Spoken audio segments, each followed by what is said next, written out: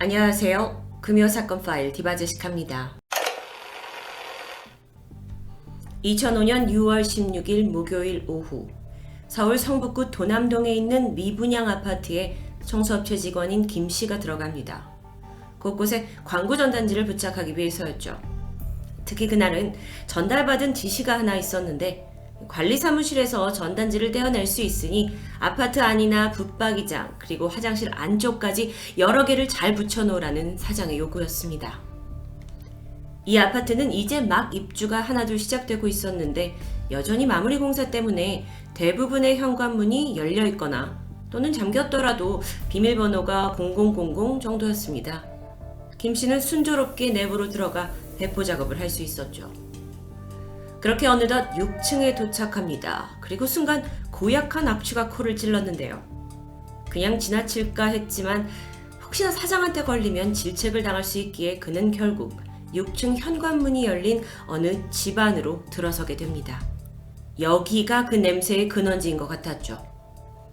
여기저기 전단지를 붙이던 그가 마침내 안방 화장실 앞에 다다랐습니다. 문고리를 돌려서 문을 열려는 찰나 안에 뭔가 묵직한 게 걸려있는 느낌을 받았는데요. 그는 문을 다시 한번 닫았다가 힘을 실어 밀면서 욕실 내부가 한눈에 들어옵니다. 눈앞에는 여성의 시신 한 구가 놓여 있었죠. 김 씨의 신고를 받고 출동한 경찰이 감식을 시작했습니다. 이 시신이 발라 상태였는데 초여름의 후덥지근한 날씨 때문에 얼굴은 알아볼 수 없을 정도로 심하게 부패되어 있었습니다. 하지만 입고 있던 원피스의 앞단이 찢겨져서 사라졌다는 점, 또 속옷이 벗겨져서 다리에 걸쳐져 있었다는 점에서 간간히 의심됐죠. 현장에서는 그녀의 핸드백과 소지품, 또 손목에 차고 있던 고가의 시계가 고스란히 남아 있었습니다. 신원 파악 결과 피해자는 30살의 이 씨, 미스 춘향 출신의 출중한 외모, 그리고 성격도 좋고 학벌도 좋은 일명 엄친딸이었습니다. 그녀는 부산의 한 대학을 다니다가 2001년 서울 성북구에 있는 K대에 편입해서 1년 전인 2004년 이미 졸업을 한 상태였습니다. 그리고 같은 해에 3년 동안 연애했던 명문대 대학원생과 결혼을 했는데 남편이 수백억대 부동산 자산가의 아들이란 게 알려지면서 이 씨는 주변인들에게 재력가 며느리로 통했죠. 그녀는 사실 이미 일주일 전 남편에 의해 실종신고가 된 상태였습니다. 부검 결과 이 씨는 실종 당일인 6월 9일 사망한 것으로 추정됐죠. 시신을 보니까 목에 작은 상처 외에 별다른 외상이 발견되지 않습니다. 사실상 너무도 부패해 있었기 때문에 폭행이나 결박 같은 외상을 정확히 확인할 수는 없었다고 해요. 다만 목뼈가 골절되어 있는 것으로 봐서 사인은 목졸림에 의한 경부압박 질식사로 추정됩니다. 간간히 의심된다고 했었었죠. 정액 반응 검사 결과는 음성이었습니다. 그렇다면 범인이 성폭행을 시도는 했지만 이 씨가 저항을 하면서 실패했고 결국 단념한 후 목을 졸라 살해한 것으로 짐작됩니다. 그런데 원피스 앞부분이 찢어지고 또 그게 사라진 이유를 생각해보면 혹시 거기에 뭔가 체액이나 범인을 특정한 무언가가 묻어있지 않았나 하는 의심도 가능하죠. 그런데 왜 하필 이 씨는 이 아무런 연관도 없는 도남동 미입주 아파트에서 시신으로 발견된 걸까요? 여러 가능성 중에서 그나마 합리적인 의심은 누군가 이 씨를 여기에 의도적으로 유인했다는 겁니다. 그런데 또 현장엔 그녀가 강제로 끌려 들어온 흔적이 보이지 않았어요. 그렇다면 강제가 아닌 면식범의 소행의 가능성이 높아집니다. 물론 피해자가 아파트 부근에서 위협을 느끼다가 우연히 여기로 도망쳐 왔는데 쫓아온 범인에게 살해당했을 가능성도 있죠. 경찰은 이 모든 걸 열어두고 이 씨가 아파트에 들어간 그 이유를 밝히는 것이 사건의 키라고 생각합니다. 이 씨의 실종 당일 행적을 살펴볼까요? 사망 추정일인 6월 9일 강남에 거주하던 이 씨는 출근하는 남편을 배웅한 뒤 오전 9시에 외출했습니다. 오전 11시쯤 강남의 한 한복점에 들렸고 11시 23분에는 일식집에 들려서 포장 도시락을 구매합니다. 그리고 12시에는 그 도시락을 들고 어딘가를 찾게 되는데 거기가 바로 성북구에 위치한 모교 K대학이었죠. 여긴 사건 현장과 약 3km 정도 떨어진 곳인데 여기에서 A 교수의 연구실을 방문합니다. 당시 이 씨는 평소 친분이 있던 A 교수의 부탁으로 학술행사 자원봉사를 위해 거의 매일 학교에 갔다고 합니다. 그날 또한 행사 뒷정리를 포함해서 교수에게 인사차 들른 것인데요. 2시간 후 A 교수와 함께 밥을 먹고 헤어진 이 씨는 후배와 통화를 한 뒤 교내 은행에 들립니다. 이어 2시 23분에 은행을 나와서 지하철 쪽으로 걸어가는 모습이 CCTV 영상에 담겨 있었죠. 이렇게 행적이 아주 자세하게 남아있지만 이게 그녀의 살아있는 마지막 모습이었습니다. 그때로부터 일주일 뒤 시신으로 발견될 때까지 이 씨의 행적은 묘연합니다. 그러던 중 결정적인 단서 하나가 포착되는데요. 바로 이 씨 수첩에서 이 미분양 아파트 주변 부동산 전화번호가 발견된 겁니다. 이걸로 연관성을 찾겠다 싶었지만 사실 이 씨가 이사 계획이 전혀 없어서 집을 보러 다닐 이유가 특별히 없어 보였죠. 그러던 중 남편이 아내가 생전에 했던 이야기를 떠올립니다. A 교수가 학교 근처에 집을 구해야 되는데 자기가 같이 집을 보러 다니려 했다라는 스토리였어요. 그러고 보면 그녀가 실종 직전 마지막까지 함께 있던 인물도 A 교수입니다. 그렇게 정황상 A 교수가 유력한 용의자로 떠오르게 되죠. 경찰은 그를 5차례나 소환했고 꽤 강도 높은 조사를 벌였습니다. 교수는 이 씨와 도시락을 함께 먹은 것은 맞지만 이후 죽음에 대해서는 아는 게 전혀 없다고 하는데요. 게다가 그녀와 집을 같이 보러 다닌 적도 없다라고 강하게 부인합니다. 다만 자신이, 그러니까 교수가 새 집이 필요한 상황을 이 씨가 눈치채고 도움을 주려고 혼자서 집을 보러 간 게 아닌가 싶다라고 하는데요. 여기서 잠깐, 이 두 사람은 어떤 관계였을까요? 이 씨가 왜 그렇게까지 이 A 교수를 도와주고 싶어 했던 걸까요? K학교 재학생들에 따르면 미국에서 오랫동안 공부한 A 교수는 꽤나 학생들에게 친근한 성격으로 알려져 있습니다. 이 씨가 대학 시절에 이 교수와 친분을 맺었는데 졸업을 한 후에도 곧잘 그를 따르면서 평소 많은 조언을 구했다고 해요. 심지어 가족에게 A 교수를 직접 소개하기도 했죠. A 교수가 그녀와 그렇게 가까운 사이였다면 사실 이 씨를 죽일 이유가 없어 보이는데요. 사건 발생 2달 만에 시신의 정밀 검사 결과 새로운 2가지 사실이 드러납니다. 먼저 이 씨의 간과 비장에서 약 0.14%의 알코올이 검출돼요. 이건 사건 당시 그녀가 만취였다라는 것을 의미했죠. 그런데 이 씨는 평소 술을 즐기는 편이 아니었습니다. 시신의 위장에서 고춧가루, 밥알, 양파 같은 내용물도 있었는데 이걸 보면 누군가와 식사를 하면서 반주를 한 것으로 보이죠. 경찰은 이 점에 주목하면서 이 도남동 인근의 식당, 술집을 돌면서 누군가 이 씨와 식사하는 걸 봤는지 탐문 수사를 펼쳤지만 목격자는 없었습니다. 새롭게 발견된 2번째 사실은 피해자의 가슴에 묻어있던 타액에서 남성의 유전자가 발견된 겁니다. 이거야말로 결정적인 증거죠. 그런데 경찰이 여기서 약간의 꾀를 냅니다.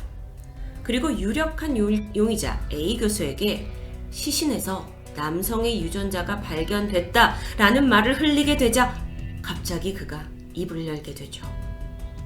사실 자신과 이 씨가 내연 관계였다는 고백입니다. 그리고 실종 당일에 같이 점심을 먹었고 육체적 관계도 맺었다는 걸 실토했죠. 경찰로서는 이게 발견된 게 교수의 DNA다라고 말하지도 않았는데 약간 재발절이듯 자백한 상황입니다. 그렇다면 교수가 여태 죽은 피해자와의 관계를 숨겨왔고 또 거짓 증언을 했다는 점에서 그를 향한 의심은 더욱 짙어질 수밖에 없겠죠. 심지어 수상한 흔적이 연이어 포착되는데요.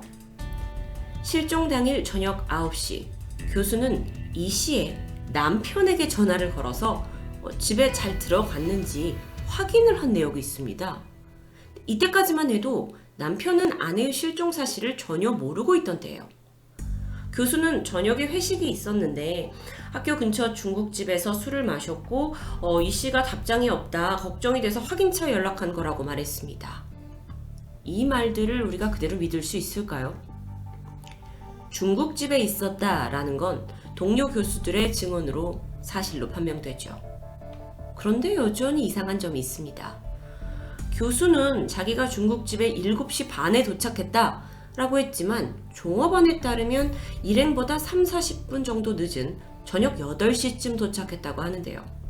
자, 이 시간대가 왜 중요한지 설명드리도록 하겠습니다. 피해자가 실종되던 날 이 미분양 아파트에서 오후 2시에서 4시까지 방충망 설치 작업이 있었습니다. 그 말인즉슨 그때까지만 해도 이 씨는 이 아파트 현장에 없었던 거죠.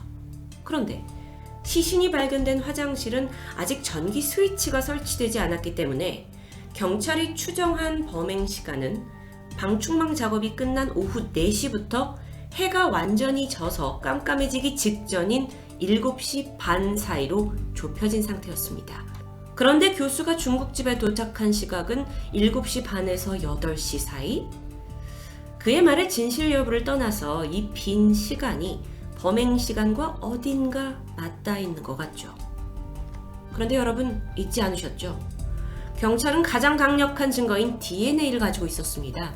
이게 대조 결과가 맞기만 한다면 사실 사건은 금방 해결될 수 있었죠. 하지만 결과는 충격적이었습니다. A 교수의 DNA와 이 씨의 가슴에서 나온 DNA가 일치하지 않는 겁니다. 여태껏 그를 용의자로 몰았던 건 사실 내연 관계이기도 했고 거짓 증언을 하기도 했고 또 알리바이도 석연치 않았고 근데 이게 정황이었을 뿐 살해 증거는 없었던 겁니다. 이후에 경찰이 피해자 주변의 남성 400명을 대상으로 대대적인 유전자 감식을 하긴 했지만 일치하는 사람이 나오지 않았죠. 이런 상황 속에서 A 교수가 뜻밖의 증거물을 가지고 나타납니다.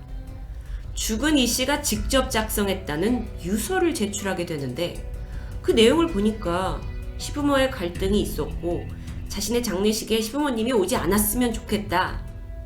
여기에 더해서 A 교수가 말하길 이 씨의 집안이 상대적으로 좀 평범해가지고 부유한 시댁과의 사이에서 꽤나 스트레스를 받고 또 그로 인해 부부 사이도 좋지 않았다라고 하는데 이 유서를 본 남편은 즉각 반발했습니다. 물론 고부 사이가 아주 좋은 건 아니었지만 와이프가 유서를 쓸 만큼 결혼 생활에 큰 문제가 있진 않았다는 것이었죠. 자, 그런데 여기서 갑자기 드는 궁금증이 있습니다. 처음 시신을 봤을 때 이거 살인사건 아니었나요? 근데 왜 갑자기 유서가 나오죠? A 교수가 말하기를 학교 공용 컴퓨터에서 우연히 이 씨의 유서를 발견했다고 합니다. 그러니까 이게 직접 쓴 자필 유서가 아니라 컴퓨터 파일 형식이었어요. 자기가 어쩌다 보니 또 컴퓨터 비밀번호를 풀게 됐고 그래서 이걸 찾아냈다는 너무도 미심쩍은 답변. 제가 만약 이 진술을 직접 들었다면 그냥 헛웃음이 나왔을 것 같은데요. 어쨌든 경찰은 이 유서를 토대로 이 씨의 남편과 시부모까지 용의선상에 뒀고 청부살인의 가능성을 검토했지만 모두 알리바이가 증명되면서 혐의에서는 벗어납니다. 경찰은 다시 현장에 주목했습니다. 화장실 양변기 뒤에 있는 수납장 유리가 깨져 있었는데 그 틈에서 피해자의 긴 머리카락 한 움큼이 발견됐죠. 전문가들은 만취한 피해자가 화장실로 피신하려고 했지만 범인이 뒤따라오면서 몸싸움이 벌어졌고 이 수납장 유리에 머리를 부딪혔을 거라고 추정합니다. 또 다른 특이점도 있었는데 욕실에서 셔츠 단추 하나가 발견돼요. 애쉬워스라는 좀 생소한 브랜드였는데 2005년을 기준으로 셔츠 한 벌이 10만원 정도 되는 고가의 골프웨어 브랜드였죠. 이게 미국에선 꽤나 유명하지만 국내에선 겨우 2년 정도만 유통됐을 때입니다. 경찰은 이 단추가 범인의 것이라고 봤고 셔츠를 판매하고 또 구매한 사람들을 파악해서 DNA를 대조했지만 일치한 인물은 없었습니다. 유력한 용의자 A 교수와도 DNA가 맞지 않고 주변인들도 아니고 셔츠 가진 사람도 없고 혹시 우리가 DNA를 너무 믿었던 건 아닐까요? 이 부분에 대해서 한 전문가는 이 사건 현장의 날씨가 꽤 더웠기 때문에 DNA가 변질되거나 수사 과정에서 오염됐을 가능성도 있다라고 지적합니다. 즉, 이 DNA 대조를 절대적인 기준으로 보는 게 무리가 있을 수 있다라는 소견이죠. 그렇다면요, 정황상 범인은 A 교수를 가리키지만 결정적인 증거가 없기 때문에 결국 이 사건은 미궁에 빠져버립니다. 사실 DNA 감식은 대부분의 수사에서 여태 핵심적인 역할을 해왔는데 이번에서는 오히려 이 DNA 증거에 너무 집착을 해서 발목이 잡혀버린 아이러니한 상황이었죠. 참고로 A 교수는 현재도 이 해당 대학에서 재직 중으로 알려져서 논란이 되고 있습니다. 이제는 네티즌들 사이의 가설을 한번 살펴볼까요? 욕실에 몸싸움의 흔적이 있었는데 그런 것 치고는 피해자가 어깨에 메고 있던 핸드백과 그 안에 선글라스, 노트 같은 게 별다른 손상 없이 아주 깨끗하게 발견됐다는 게 이상하다고 지적합니다. 그렇다면 범인이 피해자를 다른 곳에서 살해한 후에 시신을 트렁크 같은 곳에 보관하다가 발견 직전쯤 이 아파트에 유기한 게 아니냐라는 주장도 나오게 되죠. 그리고 또 수사에 혼선을 주기 위해서 원피스를 일부러 찢어두거나 속옷을 내려서 마치 성범죄처럼 조작했을 수도 있다라는 추리도 있습니다. 또한 범인은요, 이 도남동 미입주 아파트가 보안에 취약하다라는 점도 잘 알고 있었기 때문에 관련 인물을 확대해서 조사해야 한다는 점이 나왔습니다. 경찰분들이 알아서 다 조사하겠지라는 믿음이 많이 약하다 보니까 이렇게 네티즌 수사대가 더 열성이기도 합니다. 현재 공소시효가 사라진 이 사건의 재수사를 담당하고 있는 곳은 서울지방경찰청입니다. 하지만 제보가 없으면 사실상 사건 해결은 쉽지 않겠죠. 모든 미제 사건이 그렇듯 여러분의 작은 기억의 조각이라도 제보해 주시면 사건 해결에 큰 도움이 됩니다. 도남동 미분양 아파트 살인사건. 과연 범인은 누구일까요? 그리고 결정적으로 남아있는 그 DNA는 정말 범인의 것이었을까요? 금요사건 파일 디바제시카였습니다.